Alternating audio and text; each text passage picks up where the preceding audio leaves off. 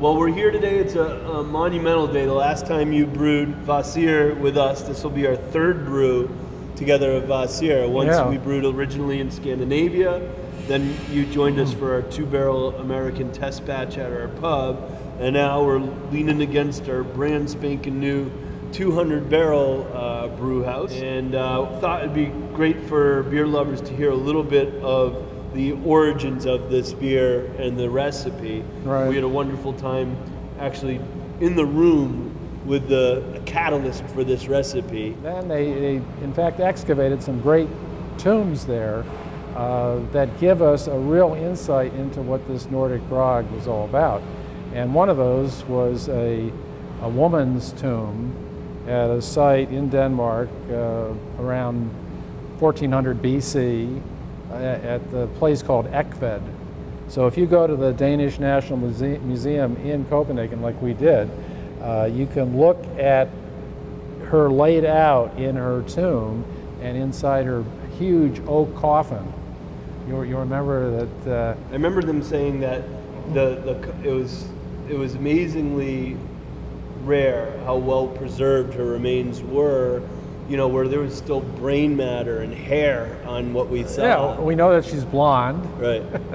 I don't know if we know that she's blue-eyed, but yeah, there's a little bit of brain left there. Yeah. And which is an amazing thing in the science community to find something that well preserved. Yeah, I think the bogs, I mean, with the high acidity, does help to lower the oxygen level as well. Yeah. So this one was in a mound. I mean, there was a tumulus, built over her tomb, but the water, I guess, had come down and maybe helped to preserve her a little bit that way. And I like to think the reason that she was so special was because of the stuff that was found a little closer to her feet.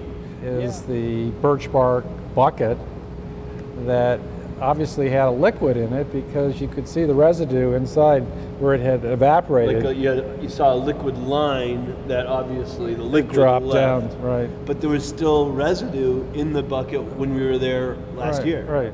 I love the term grog because as we've learned in our work together over the last decade, almost every early beer was a grog, was made with different fermentable sugar sources than just grain, right?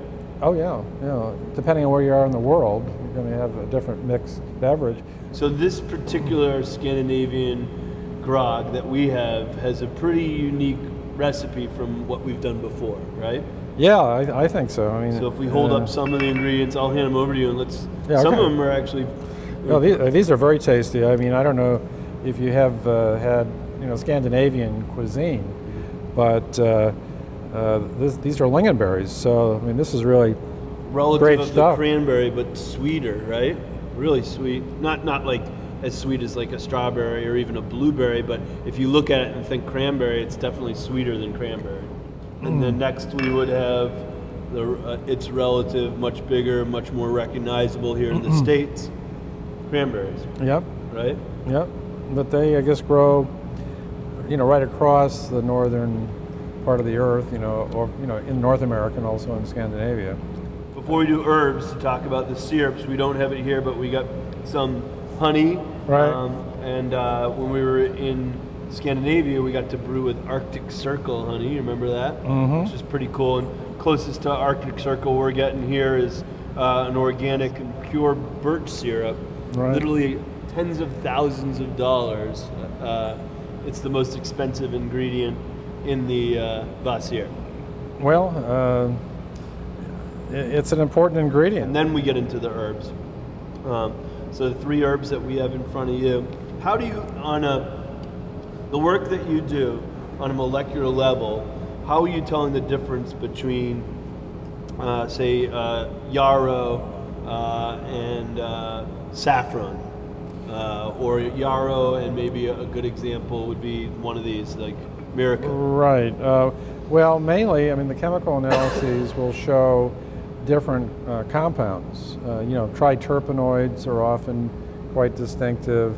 For yarrow, thujone is a very important compound. It's also found in wormwood. And we had sort of an But in trace amounts. In trace amounts, right. Right. Because that is, and that's what the FDA or the ATF wants is, I think it's like 10 parts per million or whatever. We vetted that through them. We know that we have less than we even need to.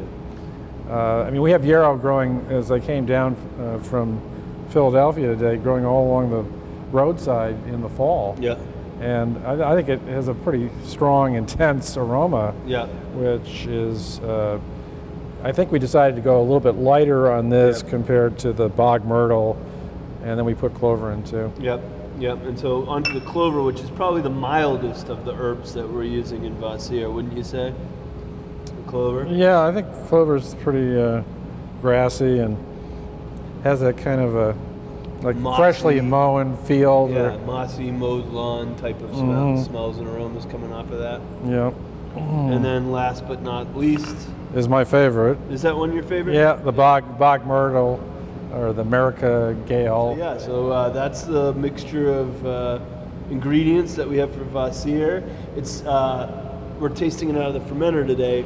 Our goal was to make this a more tart ancient ale than the ones that we've done before. So I think lovers of Belgian sours and lambics will find something. Right, I think they'll find a lot to latch onto. Yep. Because you've got the fruit and you've got that sourness, which is so typical of a lot of your lambics. Look for Kvasir coming out from Dogfish later this fall. Cheers. Okay, I'm ready for it.